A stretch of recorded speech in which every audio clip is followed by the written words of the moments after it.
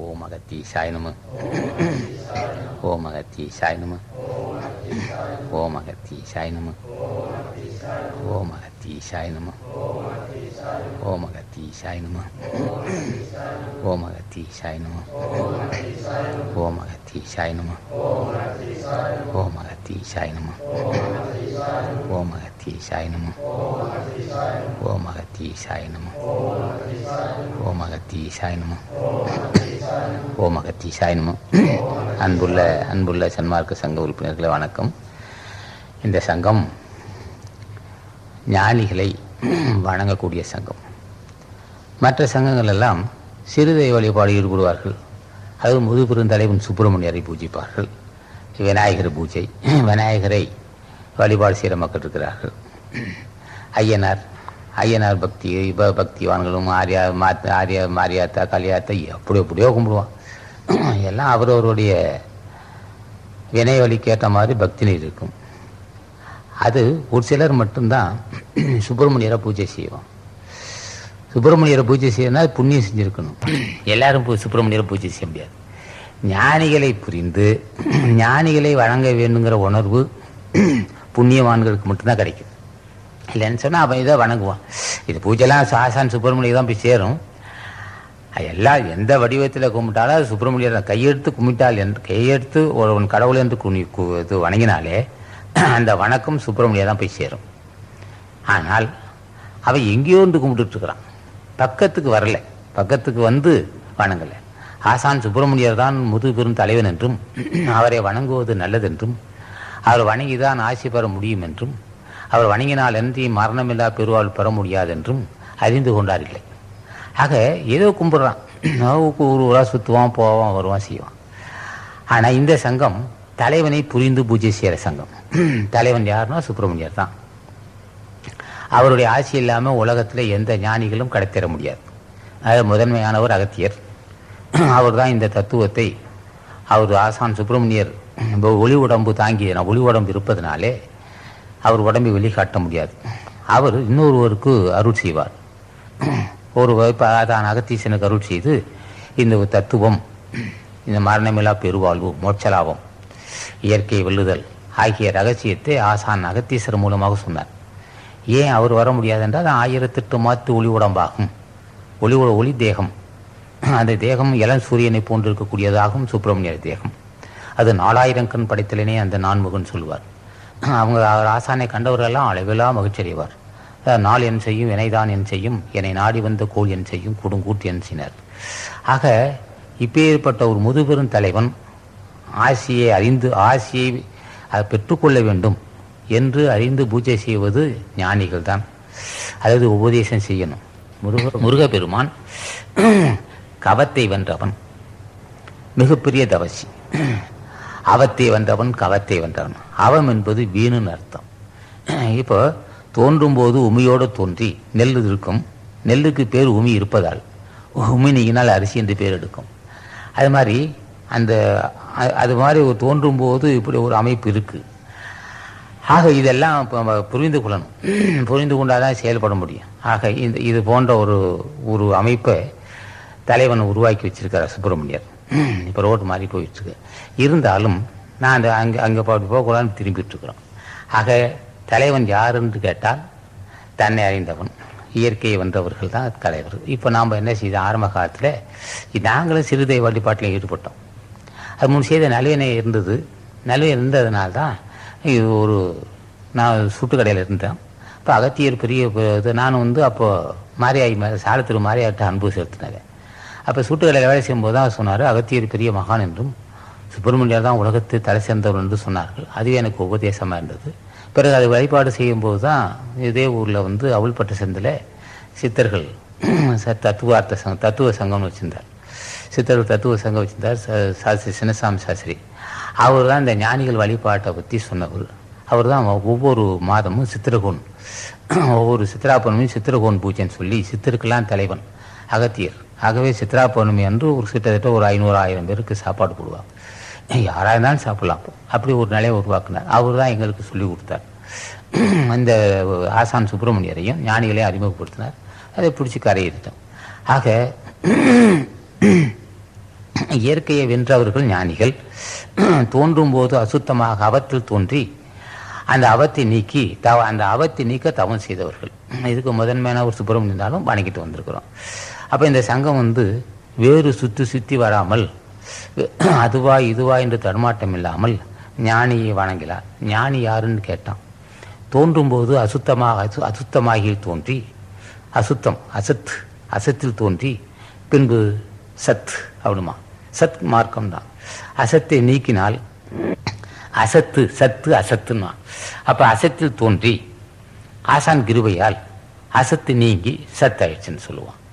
அப்போ இதுதான் இது மாதிரி உள்ளவர்கள் தான் ஞானிகள். இப்போ நாம் என்ன செய்கிறோம்? இப்போ அதை அப்படி சுற்றி வர்றதை விட அழுக்கில் தோன்றி அழுக்கில் வாழ்ந்து அழுக்கில் வீழ்கிறான். அசுத்தத்தில் தோன்றி அசுத்தத்தில் வாழ்ந்து அசுத்தத்தில் வீழ்கிறான்னு சொல்லுவான். அசுத்தமாய்கள் தோன்றி அசுத்தமாய்கள் வாழ்ந்து அசுத்தமாய்கள் விழுந்து போகிறான்னு சொல்லுவான். அப்போ ஞானிகள் என்ன செய்கிறான்? சுப்பிரமணியம் என்ன செய்தார்னா, தோட்டத்தை இப்போ நன்று புரிந்து கொண்டார். புரிந்து எது நமக்கு எதிரின்னு பார்த்தார். வேறு யாரும் எதிரி இல்லை, நம்ம தேகம்தான், மும்மலத்தான தேகம்தான் நமக்கு எதிரி என்று அறிந்து அந்த தேகம் எல்லா வல்ல பரம்பொருள் துணை கொண்டு அந்த எல்லா வல்ல இயற்கை அன்னை துணை கொண்டு அந்த மாசு நீக்கினார். நீக்கிய பின் எல்லோருக்கும் சொன்னார். அதில் முதன்மையாரோ அகஸ்தியர். இப்போ நாமெல்லாம் அப்படியெல்லாம் அவரெல்லாம் இப்போ இதெல்லாம் இப்படி ஒரு இதுக்கு முன்னே பல முறை சொல்லியிருக்கிறேன். ஆனாலும் இந்த சங்கம் இயற்கை அறிந்து இயற்கை வெல்லுகின்ற சங்கமாகும். இப்போ நம்ம போதிச்சு வரதெல்லாம் என்னையா இயற்கை அறிந்து இயற்கை எப்படியா வெல்ல முடியும்னா, வெல்ல முடியும். யார் தயவு இருந்தால் வெல்ல முடியும்? ஞானிகள் தயவு இருந்தால் வெல்ல முடியும். அப்போ நாம் என்ன செஞ்சோம்? போய் ஆசான் சோடி கேட்டோம். அவ்வப்போது நம்ம சோடி கேட்டது பழக்கம் உண்டு. கிட்டத்தட்ட நாங்கள் 2000 சோடி பார்த்துருக்குறோம். வாழ்க்கை வழிமுறைகள், தபத்துக்குரிய வழிமுறைகளை கேட்டிருக்கோம். அவ்வப்போது ஞானிகளும் சலிக்காமல் சொல்லியிருக்கிறாங்க. நம்ம துறையூரில் பார்த்தோம், திருச்சியில் பார்த்தோம், பல இடத்துல பார்த்தோம். இஞ்சிகுடியார் சொன்னார், எல்லாம் சொன்னார். ஆக இவ்வளோ சோடி பார்த்தாலும் அது தபத்தும் வழிமுறை தான் சொல்லியிருந்துச்சே தவிர, இப்போ அருகில் ரெண்டு சோடி பார்த்தோம். அதில் நம்மளுக்கு வந்த முதல் சோடி அன்பர்கள் முன்னாடி படித்து காமிச்சோம். இன்று வந்த சோடி அன்பர் பாண்டியன் அவர்கள் படிப்பார். ஓம் ஸ்ரீ அகத்தீசர் துணை 21/3/98. இறையருளே தவமுனியே அரங்கா போற்றி, இவ்வுலகை ஆள வந்த அரசா போற்றி, அருள் ஞான பரம்பொருளே தேசிகா போற்றி, அகத்தியர் யான் ஆசிபலன் அளிப்பேன் இந்நாள். இந்நாளும் இறையாண்டு சேலின் திங்கள் இயம்ப வந்தேன் ஆகார அறிவுரை ஆசி. உண்மையுடன் தவத்தினால் வெப்பம் மிகுதி, உன் ஆக்கை சில நலிவு அடைந்ததப்பா. அப்பனே அன்னதனால் வெப்பம் நீங்க அகிலமதில் கனி உணவு புசிக்க கூர்ந்தோம். ஒப்பில்லா இளமைதனை அடையும் காலம் உலகத்தில் ஆக்கையில் சில கட்டம் காட்டும். காட்டுமே கனி உணவு சிறந்தது என்போம். கண்டுரைக்க ஆக்கை நலம் தெளிவு கண்டால் வாட்டமிலா முன்பு போலே உணவு தன்னை வருமுலகில் புசித்திட ஆசி உண்டு. உண்டான அகமகிழ்ந்து அளிப்போம் நன்றாய், ஓங்கார இறை சக்தி அரங்கா வாழ்க. கொண்டுரைக்க கலியுக கல்கியே வாழ்க. குருமுனியே தவசித்தே வாழ்க வாழ்க. வாழ்கவே உன் ஆக்கை தவ ஆக்கை, வருமுலகில் சிறந்து ஓங்க ஆசி உண்டு. ஊழ் நீக்கும் பரம்பொருளே வாழ்க வாழ்க. ஓதி வந்த ஆசி நூல் இப்பாகம் முற்றுமுற்றே சுபம். இப்போ இப்படி சோடி விட்டு பார்த்தோம். ஆசா நமக்கு இப்போ என்ன செய்தார்? ஒரு 19/2/98 அன்று ஒரு சோடி பார்த்தோம். உனக்கு உடம்புல உஷ்ணம் இருக்குது, அந்த உஷ்ணம் தணிப்பதற்கு ஏதோ ஒரு தைலமறை சொல்லுவாருன்னு நினைத்தோம். தைலமறை அவசியம் இல்லை, உணவை நிறுத்தினால் போதுன்றார். அப்போ 19/2/98 நம்ம காலையில் ஒரு 6-7 பழம் சாப்பிடுவோம், சாயந்தரம் 6-7 பழம் சாப்பிடுவோம், நினச்சி 55-6 பழம் சாப்பிடுவோம். அப்போ பழங்கள் மட்டும் சாப்பிட்டோம். இப்போது மறுபடியும் ஒரு மாதம் முடிஞ்சுது. ஒரு மாதம் 20ஆம் தேதி போய் 21 பார்த்தோம். சரி, அப்போ என்ன ஆயிடுச்சுன்னா அதே தான் உணவுன்ட்டார்.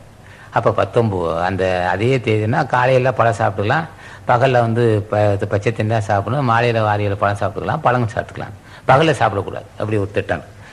இப்படி ஒரு வாய்ப்பு எல்லாம் நம்மகிட்ட இருந்தாலும் இப்போ எதுக்கு சொல்கிறோம்னு சொன்னால், இந்த சங்கம் இயற்கையை வென்ற சங்கம், இயற்கையை வெல்லுகின்ற வல்லமுள்ள சங்கம்.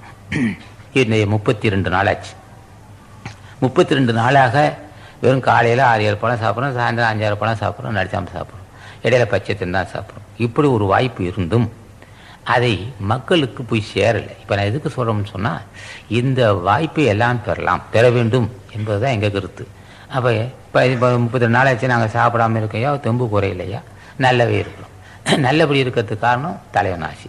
இப்போ இது எதுக்கு இதையே நாங்கள் சொல்கிறோம்னு சொன்னால், இந்த வாய்ப்பை நான் பெறுவதற்கு என்ன செய்திருக்கிறோம்? இப்போ தான் விமர்சனம் சுய விமர்சனம் சொல்கிறது. இந்த வாய்ப்பை பெறுவதற்கு நான் என்ன செய்திருக்கிறோம்? ஆசான் அகத்தீசனை பூஜை செஞ்சோம். முன் செய்த நல்வினை இருந்தது, ஞானிகளை வணங்கக்கூடிய வாய்ப்பு கிடைச்சிது. ஞானியை வணங்கினால் என்ன கேட்கணுங்கிறது அறிவணும்லவா? இப்போ அகத்தீசனை பூஜை செய்கிறோம், அவங்களாம் ஞானிகள் தான். அகத்தீசனோ அருணகிரியோ திருமுடரோ காலாங்கியோ போகமகாரிச்சியோ எல்லாம் ஞானிகள் தான். ஐயா, ஞானியை என்ன கேட்கணும்? அவங்க நம்மளுக்கு அருள் செய்யக்கூடியவங்க தான்.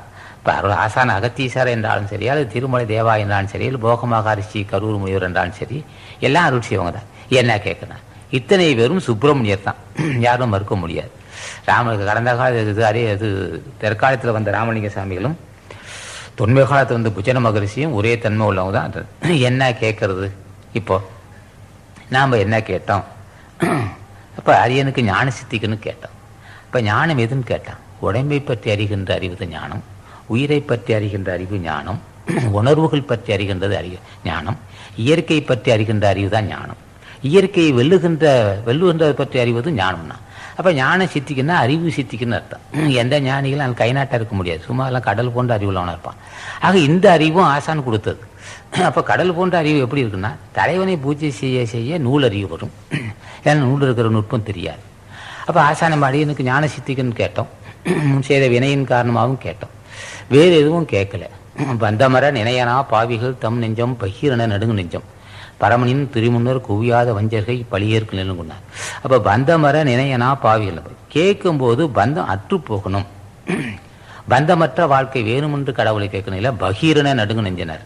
என்ன ஆகுனா, பாசபந்தத்தை உணர்வதற்காக கடவுளை கேட்டால் அள்ளி கொடுத்துருவான், மரணம் வருமே.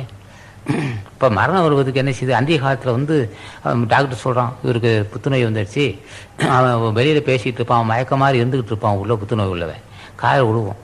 உங்கள் வீட்டுக்காரர் ஒன்றும் சரிப்படாதுமா, ஒரு இருந்தால் 2 மாதம் இருப்பார், நான் ஒன்றும் செய்ய முடியாது, அவன் போயிடுவான். இப்போ அந்த காதில் விழுவோம்.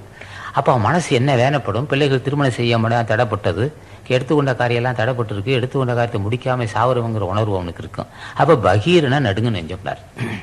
எல்லோருக்கும் உள்ளது தான். அவனுக்கு பெரிய பெரிய கோடீஸ்வரன் தான் சரி, மரணம் வருவதை பற்றி பயப்படாமல் இருக்க முடியாது. ஆக அது இப்போ பயப்படுவான்னு சொன்னால், அந்த நோய் வந்தால் தான் மிகுதியாக நோய் வரும் வரையில் உயிரை பொறுத்து பயப்பட மாட்டான். ஆக அது போன்ற ஒரு எல்லாருக்கும் பயம் இருக்கும். ஆனால் இப்போ ஞானிகளை பூஜை செய்கிறோம். ஞானிகளை பூஜை செய்யும்போது இது எல்லாம் கேட்கணும். பந்தமர நினையணும், பந்தமற்று போகணும், அடியனுக்கு ஞான சித்திக்குன்னா. அப்போ அடியனுக்கு ஞான சித்திக்கு வேணும்னு கேட்கும்போது அடியன் மரணம் இல்லாத போயிடும். ஞானம் என்ன? 2 வகை ஞானம் உண்டு. உலக நடை அறிந்து வாழ்க்கையை செம்மையாக நடத்துவது வகையான அறிவு, அது ஒரு சிற்றறிவு. இயற்கையை வென்று இயற்கையில் தோன்றிய நாம் இயற்கையை வெல்ல வேணுங்கிற அறிவு வருவது, அதான் பேரறிவு ஞானம் சொல்லுவோம். அப்போ கடவுளை கேட்கும்போது என்னை கேட்க வேணும் என்று அறிந்து கேட்பது தான் சிறப்புன்னு சொல்லுவான். இப்போ நாங்கள்லாம் கேட்குறையா, அப்போ எங்களுக்கு அடியனுக்கு ஞான சித்திக்குன்னு கேட்டோம், தியானம் கேட்டோம். ஓரிரு நாடு இல்லை, ஓரிரு ஆண்டு இல்லை, கிட்டத்தட்ட 30 ஆண்டுகள் ஆசானை அகத்தீசனை கேட்டிருக்கோம், ஞானிகளை கேட்டிருக்கிறோம், கேட்டு தான் பெற்றிருக்கிறோம்.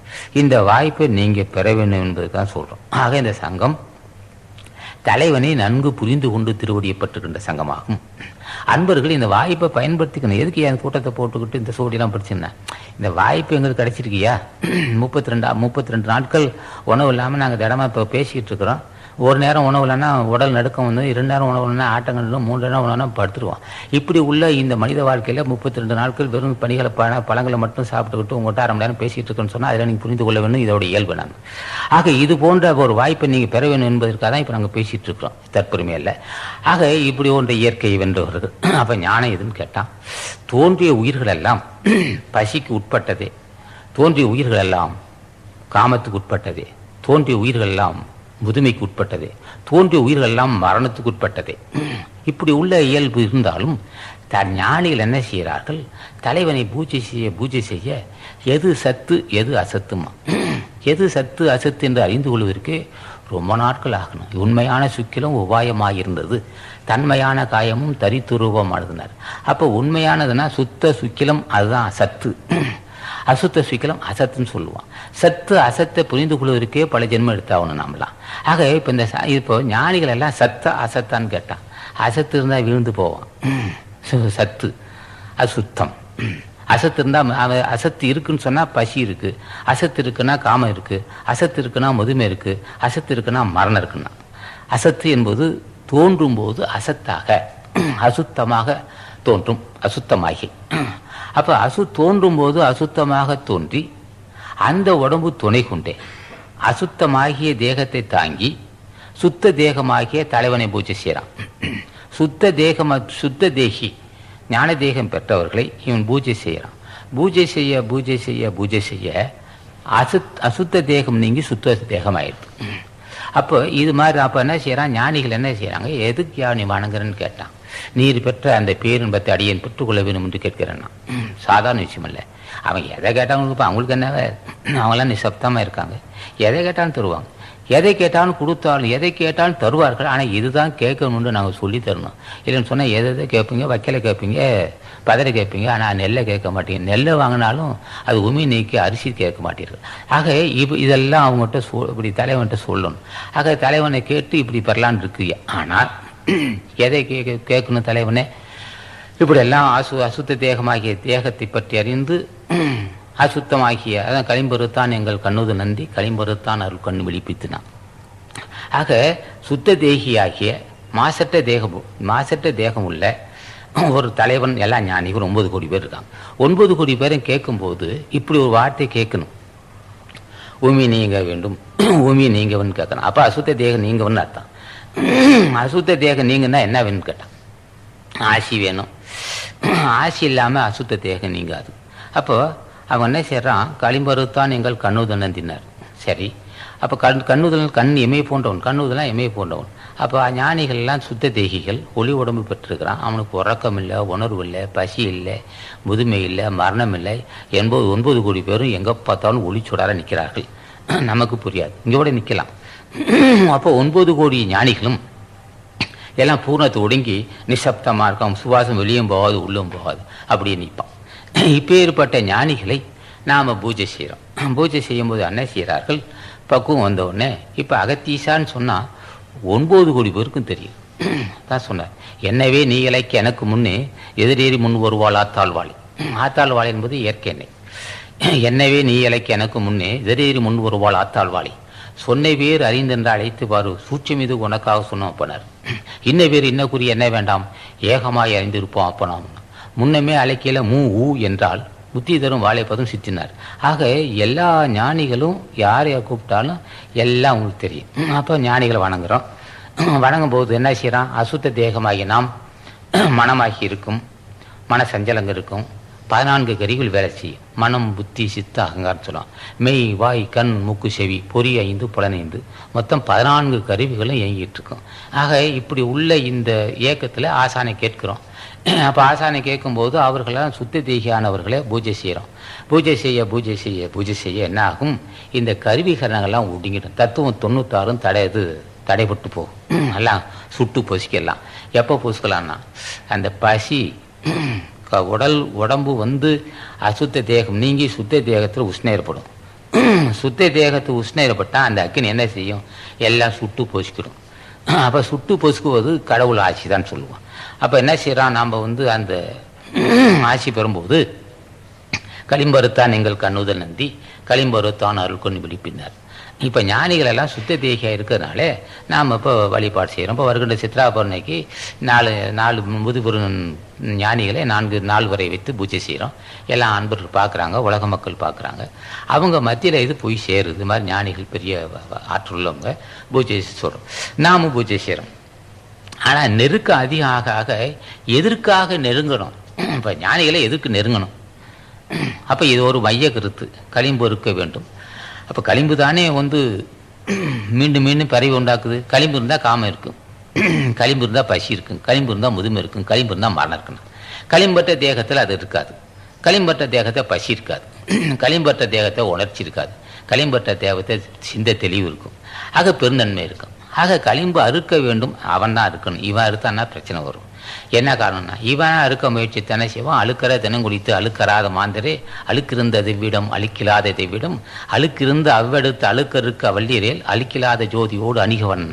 அவர்களை போய் கேட்கும்போது தான் இது எப்படி என்ன விஷயங்கிறது அவர் உணர்த்தப்படுதுன்னு சொல்லுவாங்க. அப்போ ஞானிகள் உணர்த்தணும். இல்லைன்னா நாமளாக முயற்சித்தோம்னாக்கா அழுக்கற தினங்குடித்து அழுக்கறாத மாந்தனர். அழுக்கு உடம்புல எந்த பக்கம் அழுக்குன்னா உடம்பே அழுக்கு தானே, நீ என்ன போய் குளிக்க போறேன்னு சொல்லுவான். ஆக பெரியோர் அறுக்கக்கூடிய களிம்பு என்பது மாசு, சுத்தமாற்றுவாங்க. அப்போ அந்த மாசற்ற தேகம் உள்ளவர்கள் தான் எதையும் செய்ய முடியும். அவன் யுகம் கோடா கூடி கண்ட மூடனா என்றான். அப்போ யோக கோடான கூடிய யுகங்கள் வாழலாம். எப்போ வாழலாம்? அவங்க ஆசி இருந்தா. அப்போ களிம்பு அறுக்க வேண்டும். களிம்பு அற்று போச்சுன்னா சிந்தையிலே தெளிவு இருக்கும். சிந்தையில தெளிவு வரதுக்கு காரணம் களிம்பு அற்று போனால் சிந்தை தெளிவு இருக்கும். அப்போ நாம் என்ன செய்கிறோம்? இதெல்லாம் இப்போ இந்த சங்கம் நாங்கள் கிட்டத்தட்ட 63 வயசாச்சு. எனக்கு 63 வயசாக போகுது. கிட்டத்தட்ட 22 ஆண்டுகள் உப்புலவனம் சாப்பிட்ருக்கோம். இதுக்கு எத்தனை அடியவர்கள், எத்தனை பிரச்சனைகள், எத்தனை சோதனைகள்லாம் நாங்கள் தாங்கியிருந்தோம். நாங்கள் தாங்களே சோதனையும் அவர்களே தாங்குகின்ற சக்தியும் அவர்களாக இருந்து 22 ஆண்டுகள் தவம் செஞ்சுருக்கிறோம். இப்போ நம்ம பார்த்த சூடியில் இந்த மரணம் இல்லை அப்படின்னு வார்த்தை வந்திருக்கு. ஆக மரணமில்லா பெருவாழ்வு அதே சமயத்தில் உலகத்தை ஆளக்கூடியவங்கிற வார்த்தை பெண்வார். இப்போ எதுக்கு நாங்கள் எல்லாம் இந்த இவ்வளோ நாள் பாடுபட்டு சாதாரண இதுக்காக நாங்கள் வந்திருக்கோம்? இல்லை. ஆக இந்த வருங்காலம் ஞானசித்திர காலம் என்பதனாலும் உலக மக்களுக்கு வந்த பாசம் அற்றவர்கள் தான் தெளிவான பாதை காட்ட முடியும். பாசம் உள்ளவன் நிச்சயமாக தெளிவான பாதை காட்ட முடியாது. அதே சமயத்தில் காமுகர்கள் அல்லது அறியாமல் உள்ளவன் அல்லது அனித்தியமானவன் ஒரு விஷயத்தை தலைமை தாங்க முடியாது. இப்போ வருங்காலத்தை எங்கே பார்த்தாலும் அராஜகம் நடக்கப் போகுது. ஆக பொருளாதாரத்தை கண்டு மயங்காமல் காம விகாரமற்று பெருந்தன்மையோடு ஜாதி வெறி மதவெறி அற்ற ஒருவன் தலைமை தாங்கினால் அன்றி இவ்வுலகத்தை காப்பாற்ற முடியாது என்பதனால்தான் இந்த சங்கம் ஆசான் அகத்தீசன் ஆசியால் தோற்றுவிக்கப்பட்டிருக்கு.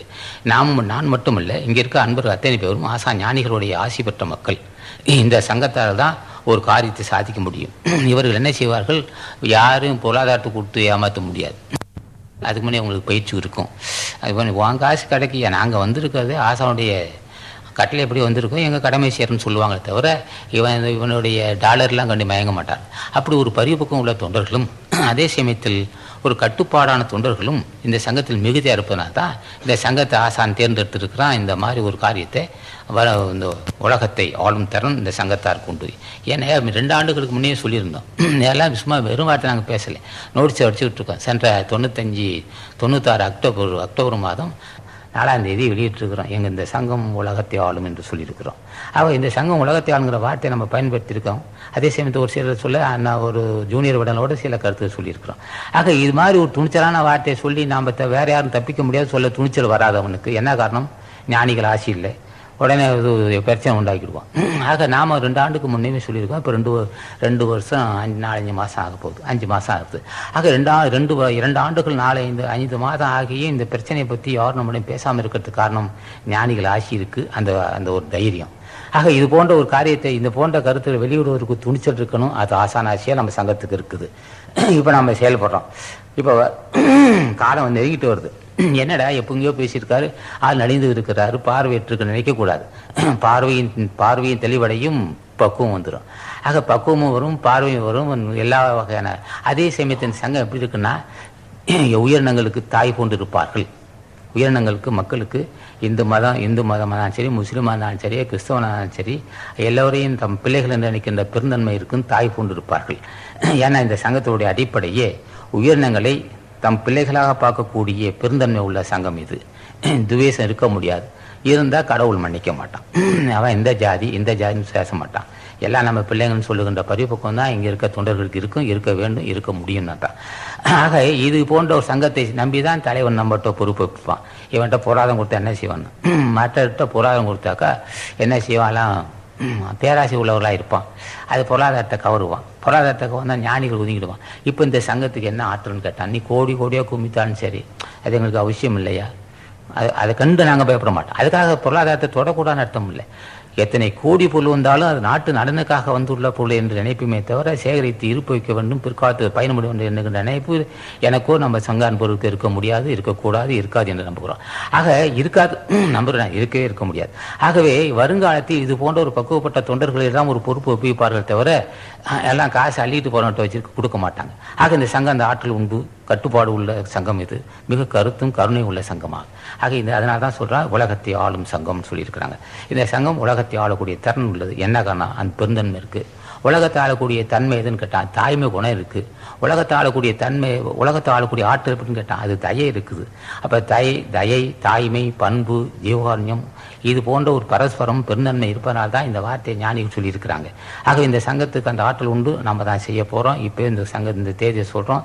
இந்த சங்கம் தான் உலகத்தை வழிநடத்தி செல்லக்கூடிய உறுதிமிக்க சங்கமாகும். அதில் நீங்களாம் இருக்கிறீங்க, பல ஜென்மங்களில் ஞானிகள் தொண்டு செய்து ஆசி பெற்றிருக்கீங்க. உங்கள் துணையோடும் இது வருங்காலத்தில் இப்போ அது ஒரு எடுத்துக்காட்டு 1000 திருமணம் சொல்லி பறைசாற்றிருக்கிறோம். நம்ம வரதை செய்வோம். ஆக 1000 திருமணத்துக்கு தேவையான மூலதனம் அத்தனை இருக்குது. இப்போ குடம் குத்துவிளக்கு வந்துடும், எல்லாமே இருக்குது. நீ எதாவது நினைக்காதீங்க. 1008 திருமணத்துக்கு தேவையான எல்லா வகையான மூலதனமும் மூலப்பொருளும் கையில் இருக்குது. குடம் வந்துடும், அதெல்லாம் வந்துடும். ஆக இப்போ ஏற்பட்ட 1008 திருமணத்தை தலைமை தாங்கக்கூடிய சங்கத்துக்கு என்ன மூலதனம் கேட்டால் ஒன்றே ஒன்று ஆசான் திருவுருள் கடாட்சம் என்ற அந்த நம்பி தான் இருக்கிறோம். ஆக அது மாதிரி நடந்துக்கிட்டு இப்போ இதே இன்னைக்கு நேற்று 10 மூட்டை, இன்றைக்கி 10 மூட்டை போட்டுருக்குறோம். தொடர்ந்து மாதம் 250 300 மூட்டை செலவு செஞ்சுட்டு வரோம். கம்மஞ்சூர் நீர்மோர், பொதுமக்கள் தண்ணீர் தந்துட்டு இருக்கிறோம். எல்லா செலவும் செஞ்சுக்கிட்டு இருக்கிறோம். எல்லா வகையான செலவு அறப்பணிகளுக்கும் ஆசா ஞானிகள் சூண்டு அருள் செஞ்சுட்டு இருக்கான். பற்றாக்குறையே இல்லைங்க, இதுவரையும் இல்லை, இனிமேட்டு இருக்க முடியாது. ஆக இப்பேற்பட்ட வாய்ப்பு கிடைத்திருக்கு. இப்பேற்பட்ட ஒரு அருள் ஸ்தாபனம், அரஸ்தாபனம். இந்த ஸ்தாபனத்திலிருந்து தொண்டு செய்யறதுக்கு நிச்சயமாக புண்ணியம் செஞ்சுருக்கணும். புண்ணியம் செய்திருக்கிறீங்க, புண்ணியம் செய்தால் நீங்கள் வந்திருக்கீங்க. ஆக நான் இப்போ நம்ம குடியரசான் மேற்கொள்ளும் அறப்பணிகளுக்கு செய்யக்கூடிய உடல் உழைப்பு, பேச்சுத்திறன், எழுத்துத்திறன், அடுத்து பொருள் எந்த வகையிலாவது தொண்டு செய்தால் அவர்களுக்கு ஆசா ஞான புனிதன் ஆசியும் அகத்தீசன் ஆசி இருக்குது. தொண்டு செய்தவர்கள் வீண் போக மாட்டார்கள், நிச்சயம் ஆசி இருக்குது. ஆக இப்போ நாங்கள் இப்போ குடியரசான் மேற்கொண்ட அறப்பணிக்கு தொண்டு செய்தால் எனக்கு அளவில் மகிழ்ச்சி உண்டாகும். அதே சமயத்தில் தொண்டர்கள் தொண்டு செய்து இழப்பதற்கு ஒன்றும் இல்லை, பெறுவதற்கு நிறைய இருக்குது. என்ன பெருனா காசு இல்லை, ஆசி பெறுவதற்கு வாய்ப்பு இருக்குது. ஆக வருகின்ற சித்ரா பௌர்ணமி என்று ஞானிகள் சூழ்ந்திருந்து அருள் செய்வார்கள். அதுக்கு தடை இல்லை. ஞானிகள் இருந்து அருள் செய்ய போகிறாங்க. 1000 திருமணம் செய்கிறோம், வரது செய்கிறோம். அதுதான் மூலதனம் வச்சுருக்கோம், ஆசானாசியில் செஞ்சுக்கிட்டு இருக்கோம். ஆக மிகுதியாகவும் வரலாம், ஆள் குறையலாம், ஆள் சரியாக வரலாம், அது நமக்கு தெரியாது, தலைவனுக்கு தான் தெரியும். சரியாக செஞ்சுக்கிட்டு இருக்கோம். ஆக இப்போ இது போன்ற செயல்களுக்கு நீங்களாம் துணையாக இருக்கணும். இப்போ இந்த வாய்ப்பு நம்மளுக்கு வரப்போகுது.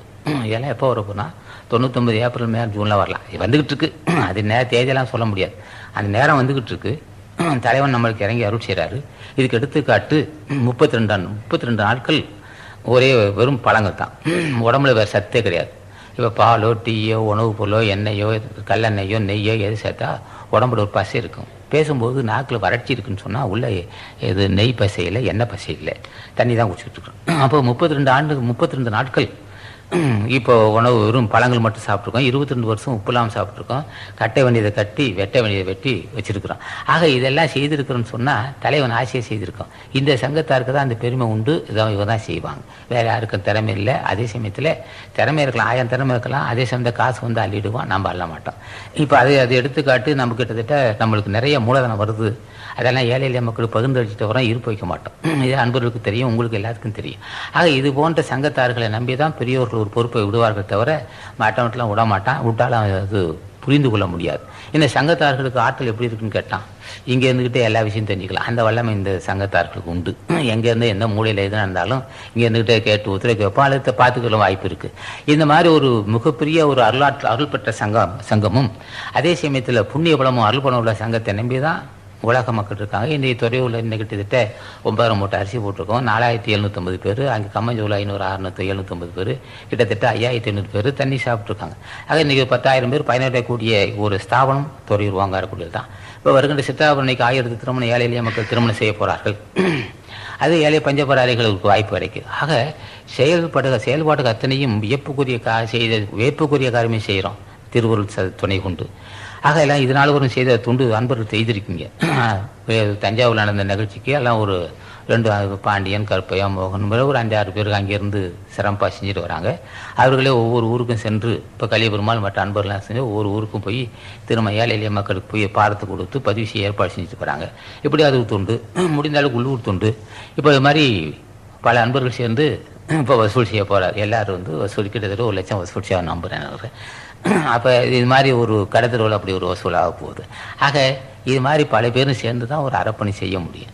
நம்பி செய்யுங்க, நிச்சயம் ஞானிகள் ஆட்சி கிடைக்கும். நான் அடைந்த பேரின்பத்தை நீ அடையலாம். அசான் ஒப்பிக்கக்கூடிய எந்த செயலையும் செம்மையாக முடிப்பதற்கு ஆட்சி வேணும். ஒன்று கேட்டு வருகின்ற நிகழ்ச்சி சித்ராபு நிகழ்ச்சிக்கு எல்லா வகையான பொருள் உதவியும் அதே உடல் உழைப்பும் அப்படி கட்டுப்பாடாக இருந்து நம்ம லட்சியமே திருமணம் நடந்துகிட்டே இருக்கும், ஒரு பக்கம் சாப்பாடு போட்டுக்கிட்டே இருப்போம். ஏன் அந்த மாதிரி ஒரு முறையை கையாளோம்னா கூட்டத்தை பெருமறையான கூட்டத்தை ஒன்றுபடுத்தக்கூடாதுங்கிறதுக்காக தான் திருமணம் அடக்கம் இங்கே சாப்பாடு போட்டுருப்போம். இது மாதிரி ஒவ்வொரு நிகழ்ச்சி இருக்குது. இப்போ தஞ்சையில் ஒரு நிகழ்ச்சி ஆரம்பிக்கிறோம் கருவராட்சி நிலையில். இங்கேருந்து ஒரு 20 பேர் போகிறோம். முன்னையுமே அன்பர்கள் முன்னையுமே ஏற்பாடு செஞ்சுருப்பாங்க. இங்கே அந்த 20 பேர் போய் பாத்திரத்தை இறக்குறோம். அங்கே உள்ள மக்களுக்கு சாப்பாடு போடுறோம். கிட்டத்தட்ட கொஞ்சம் 6000 பேருக்கு சாப்பாடு போட்டோம். அங்கே 20 பேர் 20 பேர் இங்கே அனுப்பணும். இங்கே ஒரு 12 மூட்டை சமைக்கிறோம். 9 மூட்டை புளி சாதம், 3 மூட்டை தயிர் சாதம், அளவு 8 2 வச்சுக்கிறோம், 10 மூட்டை. ஆக 1 டன் அரிசி இங்கேருந்து கொண்டு போகிறோம். அதுக்குரிய மேங்கரியை கொண்டு போகிறோம். அங்கே உள்ள அன்பர்கள் துணை கொண்டு செய்கிறோம். இங்கே அது ஒரு காரியம் நடக்கணும், இங்கேயும் நடக்கணும். எல்லா காரியம் நடக்கணும்னு சொன்னால் 2 கரங்கள் போதாது, அன்புள்ள கரங்கள் 1000 வேணும். ஆகவே நீங்கள்லாம் சேர்ந்து அறப்பணிக்கு தொண்டு செய்து ஞானிகள் ஆசி பெறணும். நான் அடைந்த இந்த உண்மையை பசி இப்போ 32 நாளாச்சுன்னா அப்படியே அசையாமல் இருக்கிறோம். நான் இந்த வாய்ப்பை நீங்கள் பெறணும். இதோடைய விலை எப்படி இருக்குன்னா, பசி வென்றவன் காமத்தை வெல்வான், காமத்தை வென்றவன் முதுமையை வெல்வான், முதுமையை வென்றவன் மரணத்தை வெல்வான். ஆக இது போன்ற வாய்ப்பை நீங்கள் பெறணும். நீங்களாம் துண்டு செய்யணும், ஞானிகள் ஆசி பெறணும். நான் பெற்ற இந்த பேரை நீங்கள் சொன்னதான் நான் பெற்ற இன்பம் பெருகிய வையகம். அது நான் பெற்ற இன்பம் பெருகிய வையகம் வான் பற்றி நின்ற மறைபொருள் சொல்லிடன் ஊன் பற்றி நின்ற உணர்வு மந்திரம். இந்த உடம்பை பற்றி அறிகின்ற அறிவு தான் ஞானிகள் அறிவான். ஊன் பற்றி நின்ற உணர்வு மந்திரம் தான் பற்றனர். அப்படின்னா விடாம முயற்சிக்க, விடாம பற்றி கொள்ள பிடித்து கொள்ள தொடர என்று பொருள். தொடர பிடித்து கொள்ள ஈடுபாடு என்று பொருள் உண்டாகும். ஆக உணவு அந்த உடம்பு என்று சொல்லப்பட்ட ரகசியத்தை நான் அடைந்திருக்கேன். நான் பெற்ற இன்பம், அது என்ன பேரின்பம், அதான் பேரின்பம். அது என்ன பேரின்பம்? அது வான் பற்றி நின்ற மறைபொருள் சொல்றேன். மேலான மறைபொருள் எதுன்னு கேட்டான். அது ஊன் பற்றி நின்ற உணர்வு வந்து உடம்பை பற்றி அறிகிற ரகசியம் தான் ஞானி அறிஞ்சிருக்கிறான். உடம்பு வல்ல எல்லாம் வல்ல இயற்கையால் தோற்றுவிக்கப்பட்ட உடம்பு. அந்த உடம்புக்குள்ளே 1 கோடி ஒரு சதம் சொல்லலாம் 100 கோடி சூரியனுக்கு ஒப்பான சுடரை காணுகின்ற வாய்ப்பு உடம்புக்குள்ளே இருக்கு. ஊன் பற்றி நின்ற உணர்வு மந்திரம், உடம்பை பற்றி அறிகின்ற சிறப்பறிவு மந்திரம். உணர்வு மந்திரம்னா உணர்வுக்கு மட்டும், தன் அறிவுக்கு மட்டும் புலப்படக்கூடிய ஒரு மந்திரம் இருக்குனார். ஊன் பற்றி நின்ற உணர்வு மந்திரம் தான் பற்றப்பட்ட தலைப்படுதல் முற்படுதல் செயல்படுதல்னு அர்த்தம். ஆக ஞானிகள் அத்தனை பேரும் தாம் அடைந்த இன்பத்தை, பேரின்பத்தை எல்லோரும் அடைய வேணும் என்று விரும்பினாலும் அதுக்கு என்ன உபாயம்னு கேட்டான். உடம்பை பற்றி நீ என்று அறிகின்றாயோ அன்றே நீ உன்னை பற்றி அறிவுன்னு சொல்லுவான். தன்னை பற்றி அறிகின்ற அறிவே அதான் தகமையான அறிவுன்னு சொல்லுவான். ஆகவே ஞானிகளை நாம் எல்லாம் சேர்ந்து பாடுபடுவோம். மக்கள் பிரச்சனை தீர்ப்போம், பசியாற்றுவோம், தண்ணீர் கொடுப்போம், ஏழைகள் திருமணம் செய்வோம், ஞானிகள் பெருமையை பேசுவோம், நாமும் பூஜை செய்வோம், நிலை உயர்வோம். நிலை உயருக்கு வாய்ப்பு விட்டது. நீங்கள் அந்த பெறுவேன்னு சொல்லி ஓம் அகத்தி சாயனமும் ஓம் அகத்தி சாயனமும் ஓம் அகத்தி சாயனமும் ஓம் அகத்தி சாயனமும் ஓம் அகத்தி சாயனமும் ஓம் அகத்தி சாயனமும் ஓம் அகத்தி சாயனமும் ஓம் அகத்தி சாயனமும் ஓம் அகத்தி சாயனமும் ஓம் அகத்தி சாயனமும் ஓம் அகத்தி சாயனமும் ஓம் அகத்தி சாயனமும் ஓம் அகத்தி சாயனமும். இப்போ இந்த தேதி 22/3/1998 இடம் ஓங்காரக்குடி. இந்த சுவடி விளக்கத்துக்கு சொன்னால் அப்புறம் நம்ம நிகழ்ச்சி சொல்லியிருக்கிறோம். அந்த வேகமாக பேசியிருக்கிறேன். ஏன்னா உடம்புல ஒரு பலகீனம் இருக்கிறனால அதை மெதுவாக கேட்டு தெரிஞ்சுக்கலாம். பதிவு செஞ்சிட்ருக்குறாங்க. இப்போ புரியுமில்ல? சரி, அப்போ நிறுத்திடலாமா?